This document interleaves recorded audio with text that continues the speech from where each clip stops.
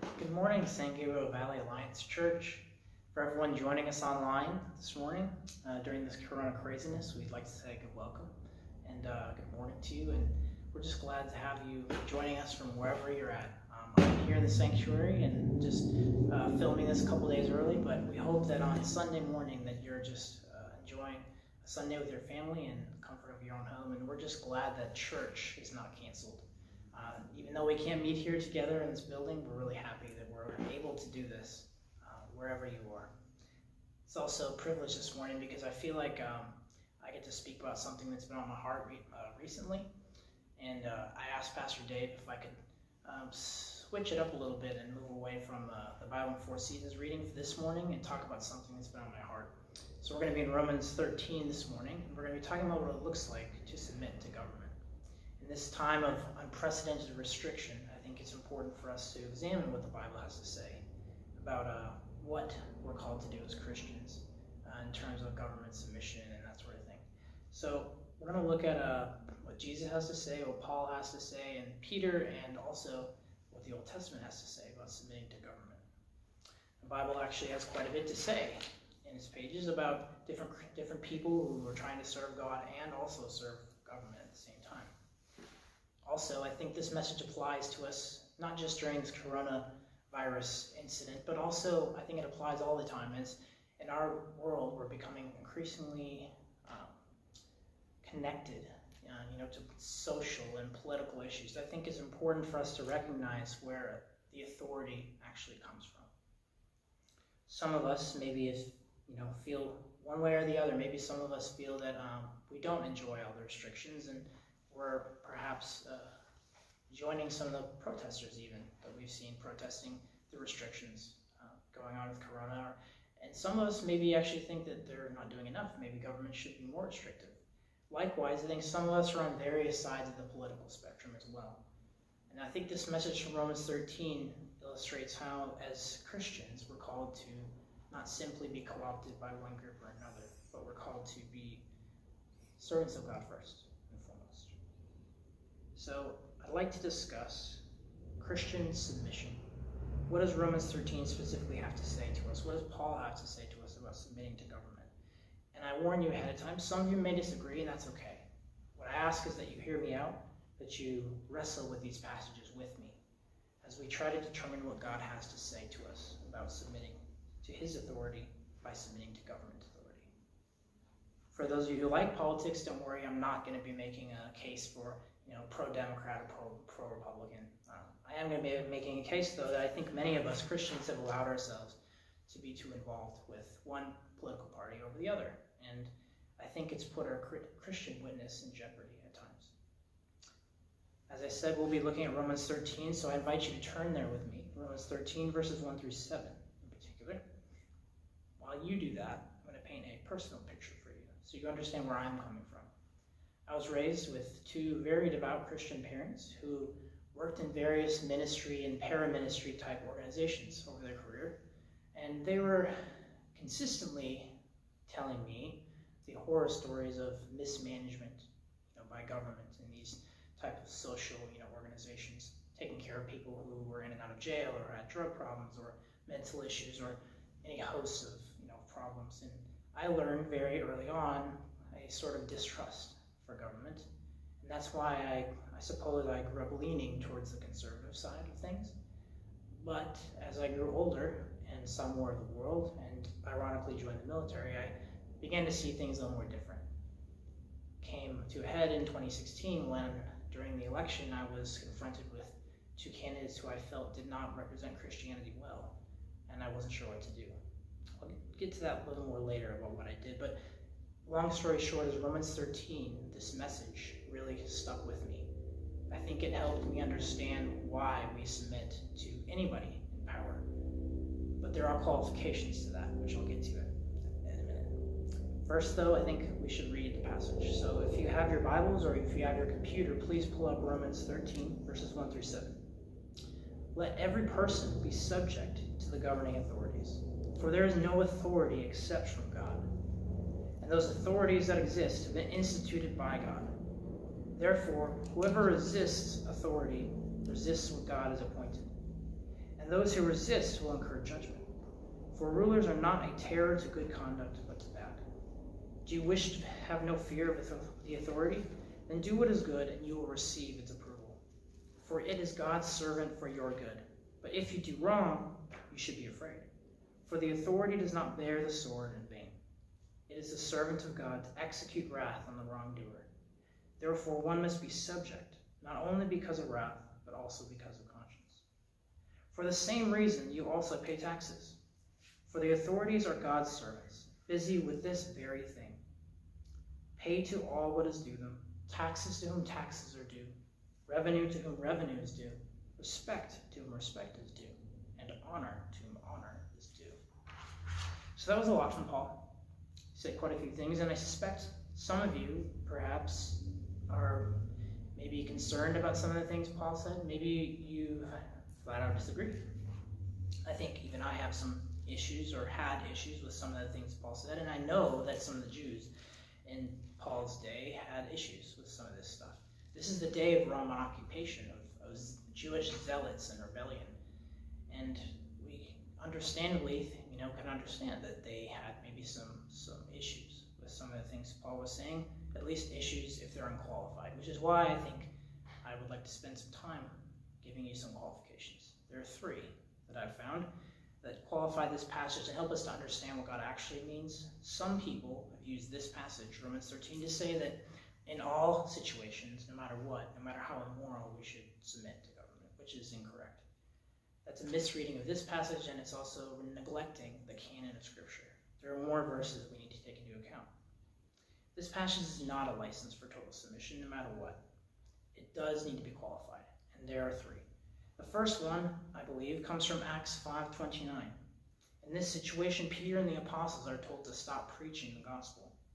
Their response is, we must obey God rather than any human authority. So that's our first qualification. First, we must obey God. We must remember from the book of Daniel as well in the Old Testament, sometimes we may be called to obey God at the expense of our life. If you remember in the book of Daniel, Shadrach, Meshach, and Abednego are asked to do something that is against God's law. And it potentially was going to cost them their life if God hadn't intervened. They were asked to submit to King Nebuchadnezzar, and instead they chose to follow God. You see, these ideas that Paul is getting at in Romans 13 are not new. They're something that is found throughout all of the Old Testament and the New. It's the idea that God is in control. He rules, and he gives authority to those he deems worthy to rule on earth. In Proverbs 8, verses 15 and 16, it says, by me the kings reign, and rulers decree what is just. Psalm 22, verse 28 says, for dominion belongs to the Lord, and he rules over the nations. So this truth that is repeatedly stated in the Old Testament and the New is that God is in control. Only by him do rulers rule. Paul is just saying the same thing. He's echoing the same idea in verse 1 of Romans 13 when he says, be subject to the governing authorities, for there is no authority except from God. And by those authorities that exist have been instituted by God. So God is God and he has all authority. He grants it to whom he will. If we truly believe that, we should remember that he's in ultimate control. No president, no king, no ruler, no government has been placed there without God's say-so. Even without this testimony we have throughout the Old Testament, and even without Paul's testimony, we have Jesus. His testimony in John 19, verse 11. In that passage, he's talking to Pontius Pilate. Pontius Pilate is deciding whether to have him crucified or let him go. And Pilate says to Jesus, do you refuse to speak to me? Do you not know that I have the power to release you and the power to crucify you? Jesus responds, you would have no power over me unless it had been given to you from above. See that? So Jesus says it right there. Power and control and authority come from him. Even Pilate's authority to have him crucified rests in Jesus and in God the Father. All right, so God retains the power to remove and to set in power people who he chooses. That's the second qualification we need to understand as well, is that God retains the power to remove them as he sees fit. And if they're still in power, God still sees fit to allow them to be there for now. Their rule doesn't necessarily mean God approves of them. He just is allowing them to be in power for the time being. For example, I mentioned briefly King Nebuchadnezzar. Jeremiah 27 verse 6 calls Nebuchadnezzar my servant. So he's God's servant. And he's God's servant to execute judgment on Israel and some of the other nations of the region who were overdue their punishment, let's just say. And God uses Nebuchadnezzar to punish them, and yet we see in Daniel 4, God recounting him removing Nebuchadnezzar from power, driving him into the wilderness to live like an animal, because Nebuchadnezzar deserved judgment as well. So we see God can remove those he chooses, when he chooses. So Paul is urging us not to resist government's authority, because government is in power by God's authority. If we resist that authority, we resist what God has appointed. And those who resist will incur judgment, as verse 2 tells us. Some of you might be thinking, aren't we called to resist injustice and speak out against wrong, immoral behavior? Yes, we are. And that's not what this passage is telling us not to do. In fact, several of these verses tell us exactly that. We're supposed to distinguish between this charge of resistance that zealots were calling for, wanting to kill and harm those in government or remove them. We're not supposed to do that. Paul is talking about rejecting that sort of behavior. What he is saying, though, is government's supposed to be doing good. They're supposed to be establishing justice, and we are supposed to help them do that. We're supposed to call them to do that. Verses 3 and 4 of this passage, Paul outlines this role for government. It's to enforce goodness. He says in verses 3 and 4, rulers are not a terror to good conduct, but to bad. Do what is good, and you will receive its approval, for it is God's servant for your good. But if you do what is wrong, you should be afraid, for the authority does not bear the sword in vain. A couple of takeaways from those verses is that government's job is to enforce the good, right? They're supposed to be just rulers. We're supposed to help them do that, and we're supposed to tell them to do that, urge them to do that. So also, one thing I like to point out is when he says justice, when he talks about goodness, it's not according to any secular definition of justice. It's according to God's definition of justice. God defines what justice is and what goodness is as well. So just because something is legal doesn't mean it's right. You can talk about things like abortion and polygamy and all the other things that over the years have been allowed at certain times. Doesn't make them right. So we do need to make that distinction as well. Paul also says the government bears the sword. What is a sword? Well, it means law enforcement. It means military. It's all the ways that government enforces laws, right? So they're not only called to enforce the good, they're called to punish the bad as well. So there's a third qualification then that we need to recognize in this passage, is that we submit to government then because they are establishing God's justice. If they are not doing their God-given duty to establish justice, we should call them to account.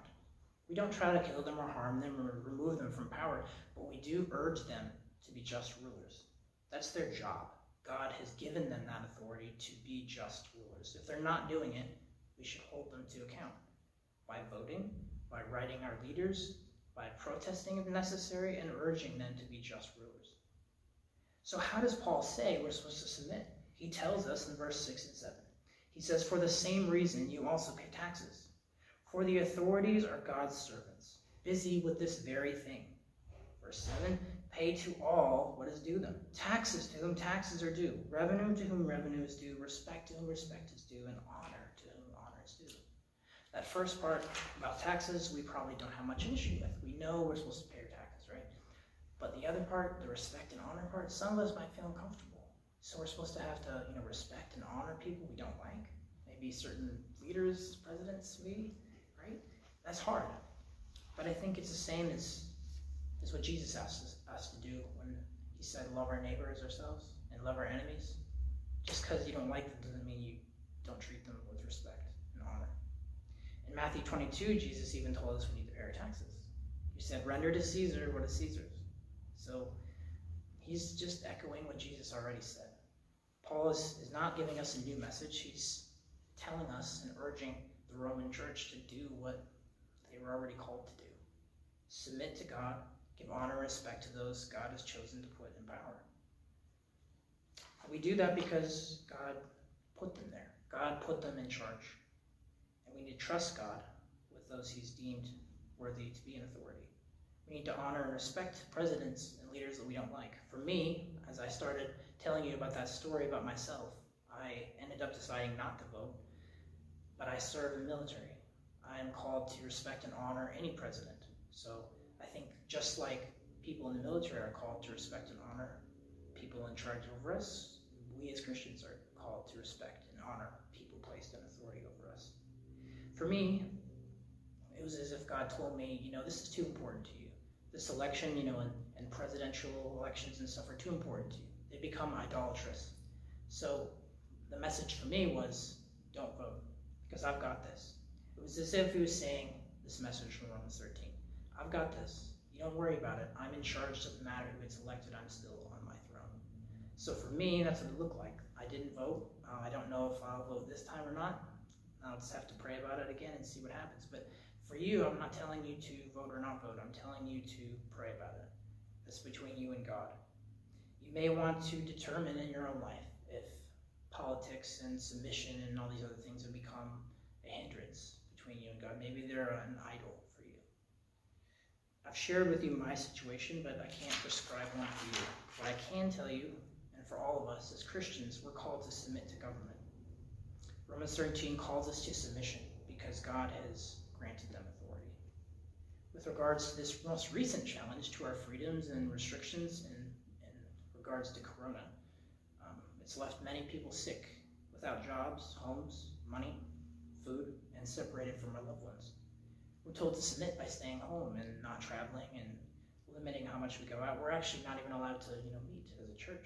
We're called to submit to those regulations. Some, you might see on TV, are protesting these regulations. So what do you guys think? Should we be protesting or should we be submitting? Let's use our qualifications. I just gave you 3. Let's just see if any of those fit. What we're being asked to do is probably not against our first qualification. I'm not an expert, but my consensus and understanding of the situation is what they've asked us to do is no different than what they've asked everybody else to do. They haven't targeted churches. Some of my relatives have been complaining that, the churches are not allowed to meet and this and that, but everybody's not allowed to meet. I don't think we're being unduly, or unfairly treated. We're still allowed to meet like this. We have this great blessing now, that ancestors before us did not have. We have this great tool, the internet. We're allowed to still stay connected and hear about God's word. So I don't think it's broken the first qualification. The second qualification is, does submission to government mean that God approves of their handling of the crisis? I don't think it does. God doesn't necessarily have to approve, and neither do we. We can have issues with some of the things they've done in handling and not wish ill of them. We can still submit. God has seen fit to allow them to handle this crisis as they have, so we should submit to that. We know that ultimately God is in control, and even if government seems to be out of control, we can still trust that God is in control.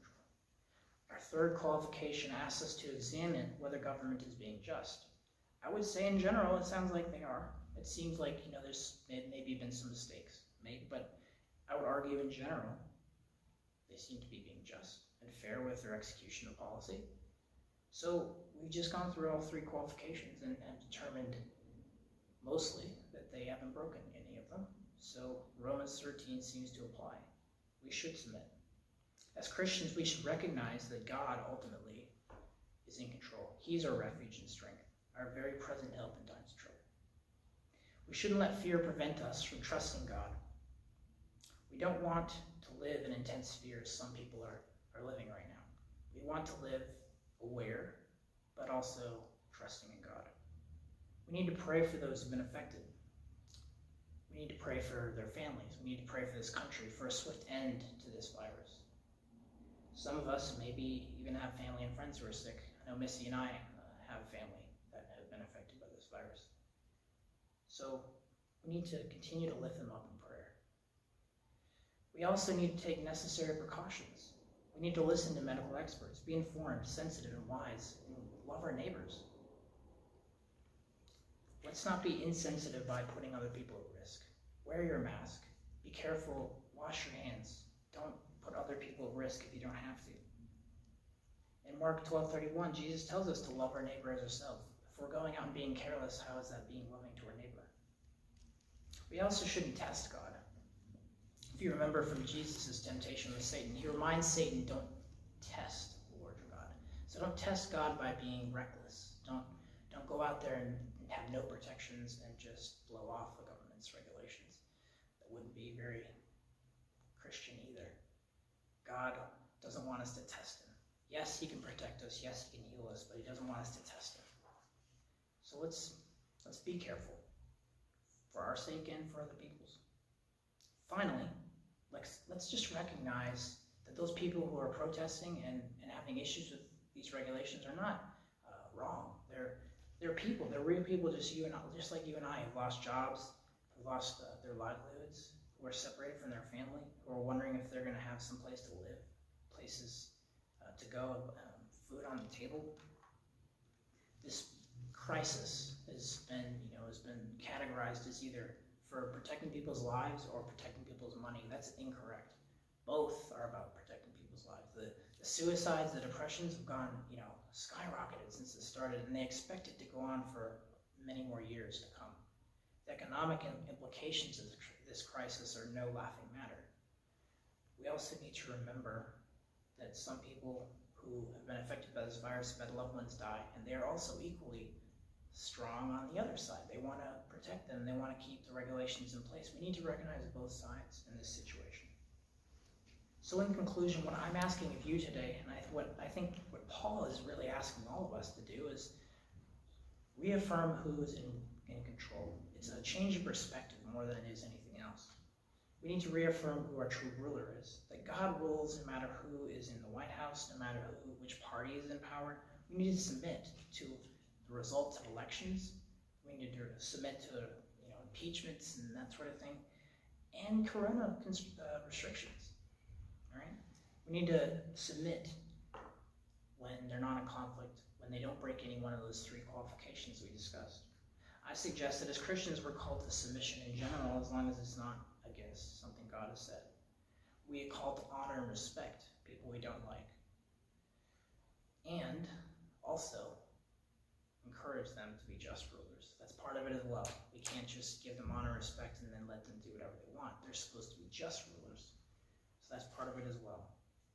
What if we viewed our submission to government and obedience to them as obedience to God? Because that's ultimately who it is. God is in control. He's given them authority. He's delegated authority to them, and we're obeying God by obeying them. During this coronavirus, may we submit where we can, compromise where we can, as long as we're in conflict with God's law. And if we're not, we should follow government policy. And as always, let us trust God first and foremost. And like Peter said in Acts 5:29, may we obey God rather than human beings. Let's pray. God, thank you for this message this morning. I pray that we would just remember that as Christians we're called to something higher, called to not get co-opted and caught up in the politics of all this, and whose side are you on? Do you care about people or do you care about money? Let's not get caught up in that. I just pray that we would see the arguments of people who have been hurt by this situation, both sides. I pray that we would see wisdom in both of their arguments. I pray that God would just enlighten each of us in our own situations. I pray that you'd protect us, help us as some of us are struggling financially. I pray that you'd help this situation to end quickly so we could get back to work, people could get back